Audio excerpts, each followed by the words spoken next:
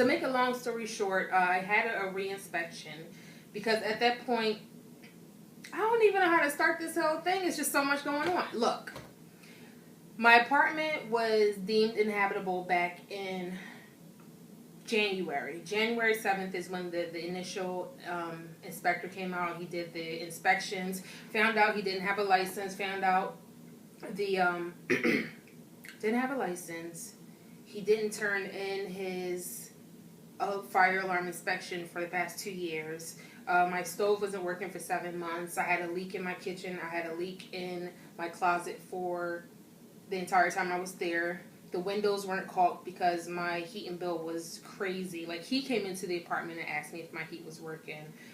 They also cited him for insufficient heat supply. So those 7 violations that I know of personally. Oh, and then the backyard was a mess from like 2008. 2 of those violations stood from 2008. The fire alarm and the backyard situation were from 2008 before I got there.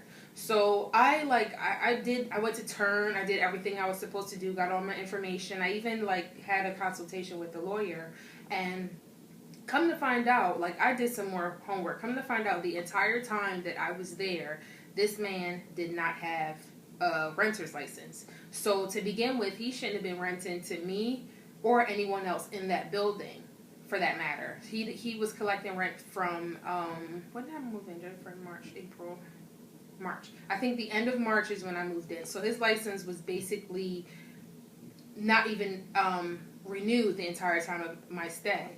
So he started calling me, telling me, you're not paying rent. I want to know what you're going to do with the apartment. I want to know what your intentions are. And I told him, I said, once you get all this stuff cleared up from L&I, then we can proceed from there. Because right now, they said that you're not to collect rent. You're not entitled to it. Number 1, because you don't have a license. Number 2, because the place was deemed inhabitable. He was like, oh, I don't know what you're talking about. I said, okay, sure, whatever. Sure you don't know. Sure. So he was like, I don't know what you're talking about. I said, you know what? If you don't know what I'm talking about, I'm sure they sent you out the papers by now because they're required to, so that you can make the necessary repairs within the given time for each problem. So he's like, oh, no, they never sent me anything. If you have them, you could send me a copy of them. No, why am I going to send you a copy of these when I took my time, my day off, to go down to City Hall, go all downtown, running around like a fool, 1401 JFK or something like that to get all this paperwork. And I told him, I was like, look, the paperwork is there. It says the place is deemed inhabitable. Therefore, you are not allowed to collect rent. It also states that I don't have to move at this point, but if I do leave, that you're not allowed to let anyone else in this property until you bring the violations up to code.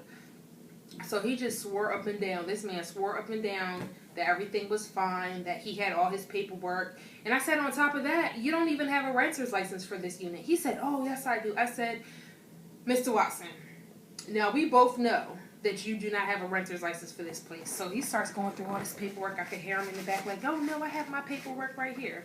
I said, sure you do. And I said, on top of that, you don't even have one for the place next door. So in all actuality, you shouldn't be collecting rent from me, none of the other 3 tenants in this building, or the one next door. Now, this conversation took place on the 30th of March. Don't you know, 2 or 3 days later, this man ran out and got his license? Because when I called back, I called 311 again on April 1st, and they said he had a license. I was like, well, when did he get this? Because he didn't have it a few days ago. So she started pulling up the paperwork. She was like, oh, he actually, he just got it a few hours ago. He got it today. But he had his license all that time, right?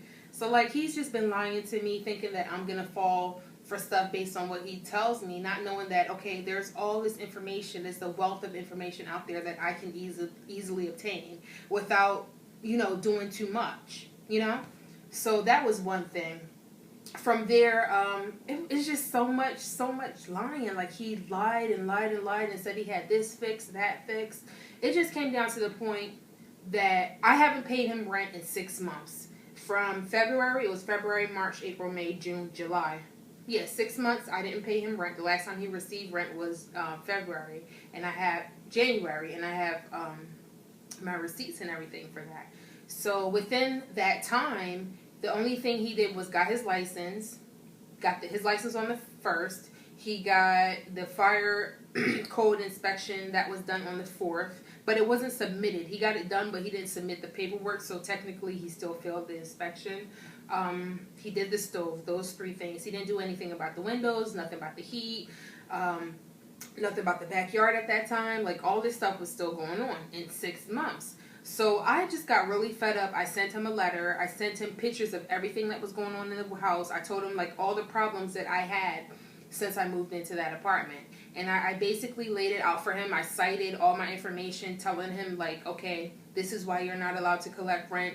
This is what you need by law to be renting this apartment to anyone, you know, in the state of Pennsylvania. These are the repercussions for not doing so. And I told him, like, you know, I love my apartment. I would love to stay once you get all this stuff fixed up. Tell me what it is that you think you deserve. I said, put yourself in my position. All the things that I just listed that I went through in this apartment, the leak in the bedroom where I had toilet water coming on the floor, the leak in the bathroom, the freaking leak in the kitchen, like all this stuff going on. I said, tell me what it is you think you deserve after putting yourself through all this stuff. He said that he deserved everything. Now, I don't know what kind of crap, fairy dust, or chalk this man is on, but you must be out your goddamn mind, is what I told him, basically.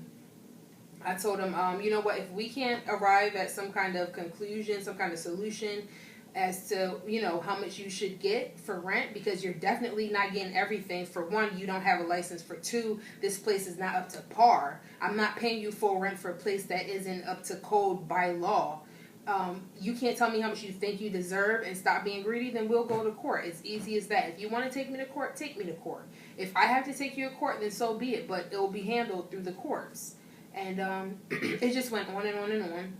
So once I was about to go to Barbados, this is such a long story, right? Once I was about to go to Barbados, I had a lady come out. She did the inspection.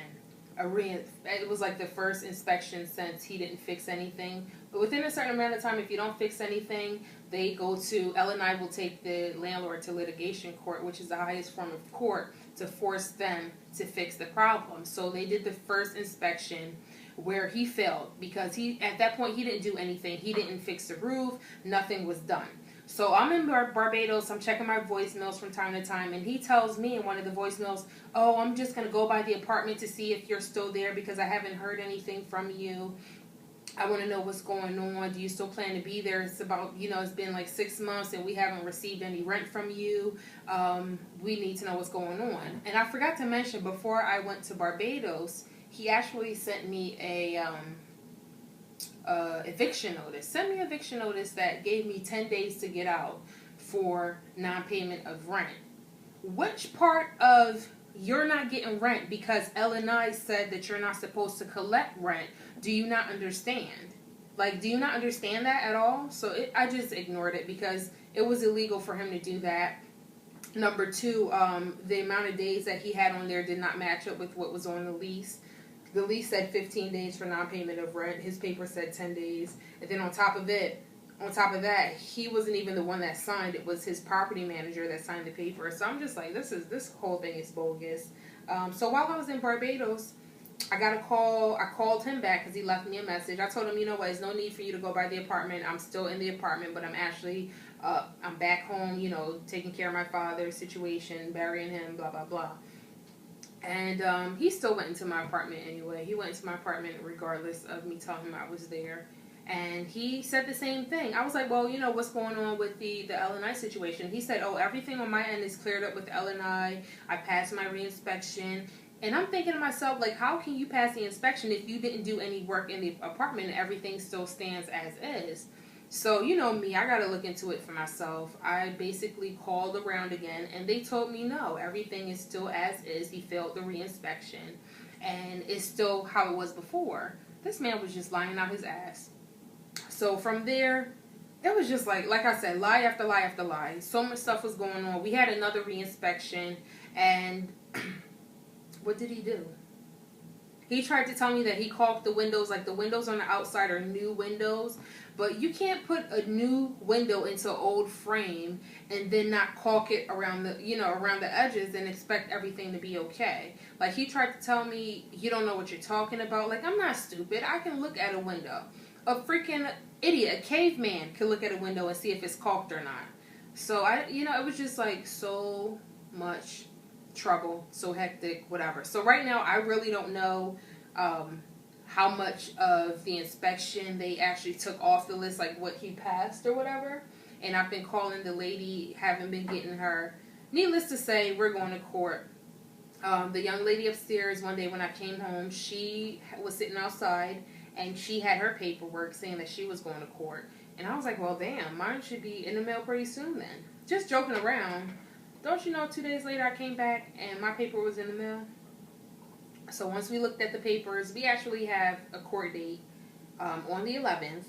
Same time, same date, same courtroom, same judge, everything.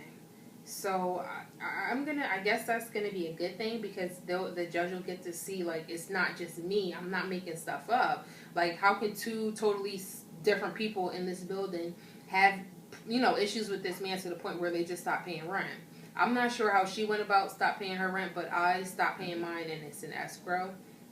$4,050 is what he's suing me for. Plus, he's suing me for $4,600.